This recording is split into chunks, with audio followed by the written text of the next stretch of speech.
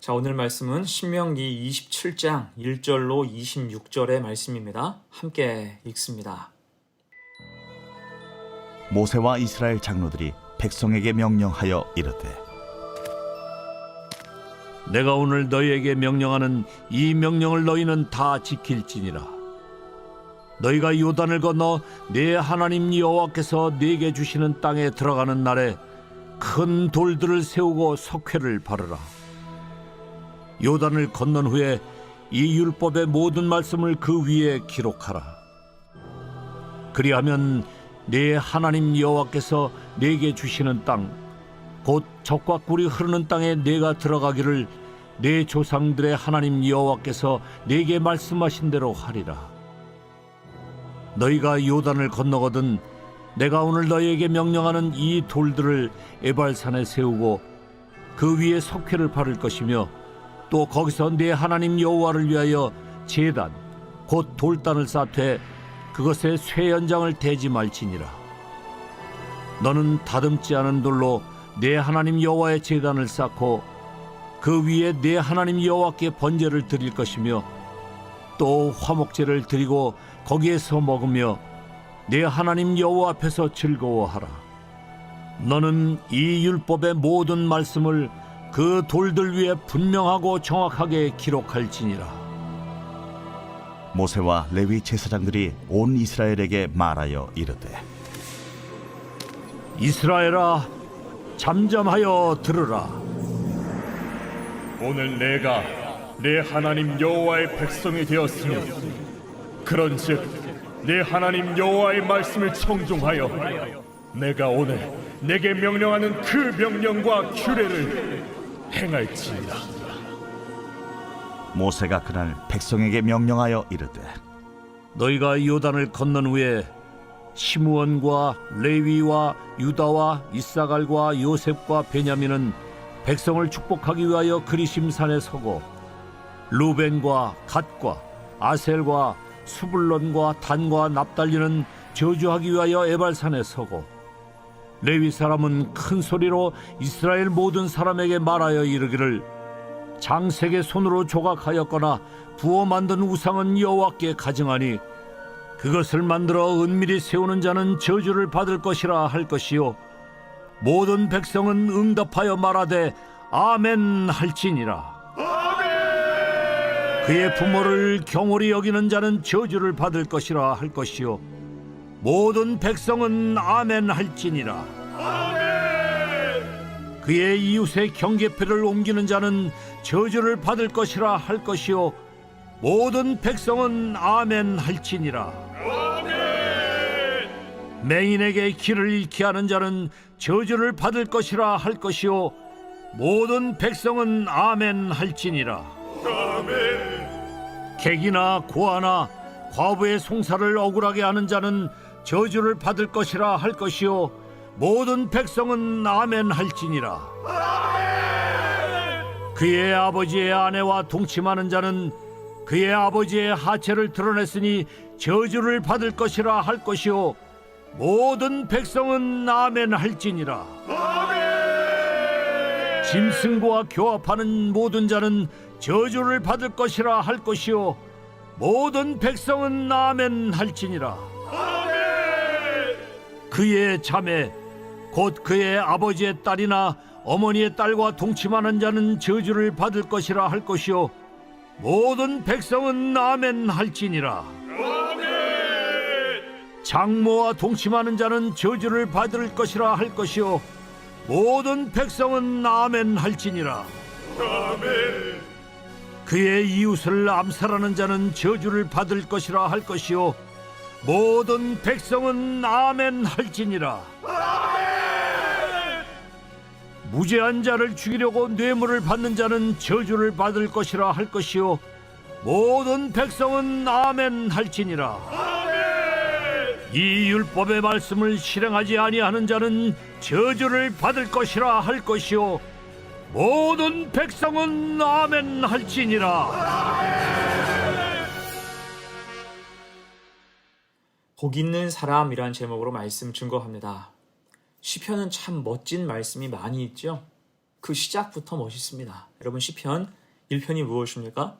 복 있는 사람은 악인들의 꾀를 따르지 아니하며 죄인들의 길에 서지 아니하며 오만한 자들의 자리에 앉지 아니하고 오직 여호와의 율법을 즐거워하여 그의 율법을 주야로 묵상하는도다. 아멘.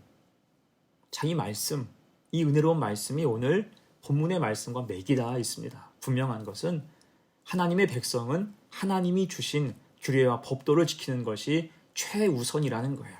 여러분, 신명기서는요, 신명기 5장에 나오는 십계명, 호렙산 언약이 기본적인 약속입니다. 그리고 이 언약에 대해서 모세는 12장부터 26장까지를 통해서 면밀하게 설명하고 언약을 지켜나갈 것을 촉구하고 있습니다. 자, 그리고 이어서 이제 오늘 신명기 27장에서는 이스라엘 백성으로 그 율법을 다짐하게 하세요. 이에 하나님의 요구가 무엇인지 두 가지로 생각을 해보지요. 첫 번째, 언약의 돌을 세우라고 말씀하십니다. 2절, 3절 말씀 봅니다. 너희가 요단을 건너 내 하나님 여호와께서 내게 주시는 땅에 들어가는 날에 큰 돌들을 세우고 석회를 바르라. 요단을 건넌 후에 이 율법의 모든 말씀을 그 위에 기록하라. 그리하면 내 하나님 여호와께서 내게 주시는 땅, 곧 젖과 꿀이 흐르는 땅에 내가 들어가기를 내 조상들의 하나님 여호와께서 내게 말씀하신 대로 하리라. 아멘. 자, 가나안 땅에 입성하게 되면 먼저 해야 할 일이 있다는 거예요. 그것은 큰 돌을 세우고 석회를 바르라. 그리고 율법으로 주신 말씀을 전부 기록하라라고 말씀하고 있습니다. 율법을 되새기라, 그런 뜻이죠. 우리도 쓰면서 공부하면 더 암기가 잘 되듯이 돌에 새기고 가슴에 새기라, 그런 이야기인 거예요. 그리고 그 다음 5절로 7절 말씀을 봅니다. 또 거기서 내 하나님 여호와를 위하여 제단 곧 돌단을 쌓되 그것에 쇠 연장을 대지 말지니라. 너는 다듬지 않은 돌로 내 하나님 여호와의 제단을 쌓고 그 위에 내 하나님 여호와께 번제를 드릴 것이며 또 화목제를 드리고 거기에서 먹으며 내 하나님 여호와 앞에서 즐거워하라. 아멘. 이제 예배를 드려야 되지요.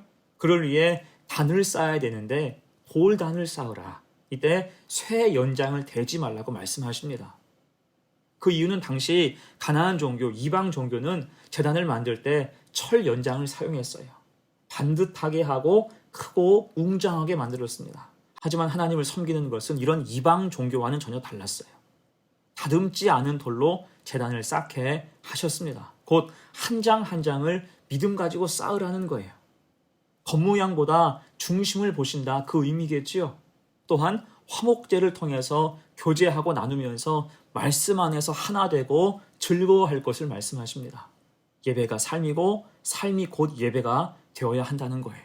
그럴 때 언약은 확증되지요. 9절 10절입니다. 모세와 레위 제사장들이 온 이스라엘에게 말하여 이르되 이스라엘아 잠잠하여 들으라. 오늘 내가 내 하나님 여호와의 백성이 되었으니 그런즉 내 하나님 여호와의 말씀을 청종하여 내가 오늘 내게 명령하는 그 명령과 규례를 행할지니라. 아멘. 중요한 것은 이제 명실상부한 하나님의 백성이 되었으니 말씀을 청종하라는 것입니다. 어떻습니까? 하나님이 그들을 인정하시고 축복하실 작정을 하신 거예요.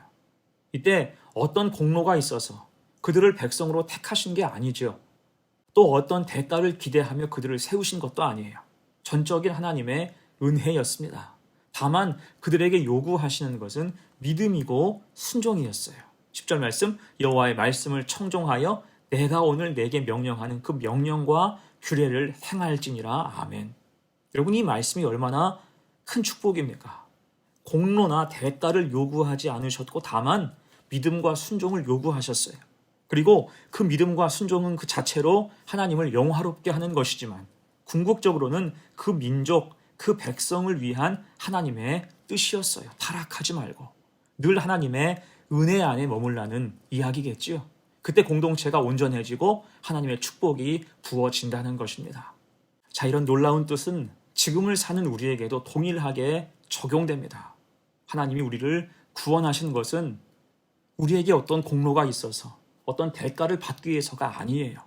전적인 하나님의 은혜. 그래서 우리에게 요구하시는 것도 믿음과 순종입니다. 그를 통해서 하나님이 영광을 받으시되 또한 그것 때문에 우리의 삶은 버텨지는 것입니다. 악한 세상 속에서 버텨지고 견뎌내며 믿음의 삶을 살 때 그 위에 축복하신다는 거예요. 이 은혜 아래 살아갈 수 있는 복된 성도가 되시기를 간절히 축원합니다. 아멘. 두 번째예요. 하나님의 요구 두 번째, 아멘을 선포하게 하세요. 11절로 13절을 봅니다. 모세가 그날 백성에게 명령하여 이르되 너희가 요단을 건넌 후에 시므온과 레위와 유다와 이사갈과 요셉과 베냐민은 백성을 축복하기 위하여 그리심 산에 서고 르우벤과 갓과 아셀과 스불론과 단과 납달리는 저주하기 위하여 에발산에 서고. 자, 이제 모세는 이스라엘 12지파를 두 그룹으로 나눌 것을 명령합니다. 그리고 그리심산과 에발산에 각각 서서 집례자가 말하는 내용에 대해서 아멘으로 화답하게 한 거예요. 여러분, 이게 굉장히 상징적인 장면입니다. 한 형제, 한 공동체여도 이렇게 갈라질 수 있다는 거예요. 우리가 열심히 복음을 증거하고 특히 가족에게 복음을 전할 이유가 무엇입니까? 예수 믿지 않으면 가장 친밀했던 내 형제가, 우리 공동체가 영원히 갈라질 수 있다는 거예요. 그러니 기회 주실 때 하나님 편에 서게 하는 게 중요하다, 그러한 뜻입니다. 이때 오늘 본문에서 하나님이 그리심산과 에발산으로 가르시는 기준이 무엇일까요? 언약에 대한 순종과 충실한 이행이죠. 언약에 순종하면 복을 받고 언약을 부정하면 저주를 받게 된다는 것입니다. 구체적으로 15절에서 우상 숭배를 하면 저주받을 것이다. 16절에서는 부모에게 효도하지 않으면 저주받을 것이다. 17절에서는 땅의 경계표를 옮기는 것, 18절에서는 맹인을 긍휼히 여기지 않으면 저주를 받을 것을 말씀하고 있습니다. 그리고 19절에서는 객이나 고아나 과부의 송사를 억울하게 하는 자 하나님의 심판을 받게 된다 말씀하고 있고요. 또한 20절로 23절에서는 부당한 성적 관계를 열거하면서 저주가 임한다고 선포합니다. 그리고 24절로 25절에서는 여러 가지 방법으로 살인해서 10계명, 제6계명을 어기게 되면 저주를 받을 것을 말씀해요. 그리고 마지막 12번째 저주는 26절, 율법의 모든 말씀을 실행하지 아니하는 자에게 저주가 임한다 경고하고 있습니다. 자, 그만큼 철저하게 하나님 말씀을 가슴에 새기고 지키라는 거예요. 자, 그러면 축복은 무엇일까요? 축복을 위해서는 무엇을 해야 될까요? 저주의 반대가 축복이에요. 저주의 경고를 철저하게 지키고 불순종과 거짓과 탐욕을 십자가에 못 박고 믿음으로 살아갈 때 축복의 열매가 맺힌다는 것입니다. 그러니까 12개의 축복과 12개의 저주는 맞물려 있고 맞닿아 있다고 할 수 있어요.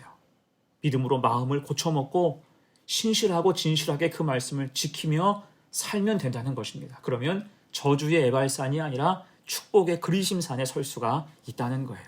이를 기억해서 하나님 말씀 앞에서 아멘 하고 따라가며 딴 길로 가지 않고 말씀에 대한 순종과 충실한 이행으로 복을 받는 성도가 되시기를 간절히 축원합니다. 아멘. 이제 말씀을 마무리합니다. 여러분, 하나님의 은혜로 하나님의 자녀가 된 우리는 하나님의 자녀답게 살아야 됩니다.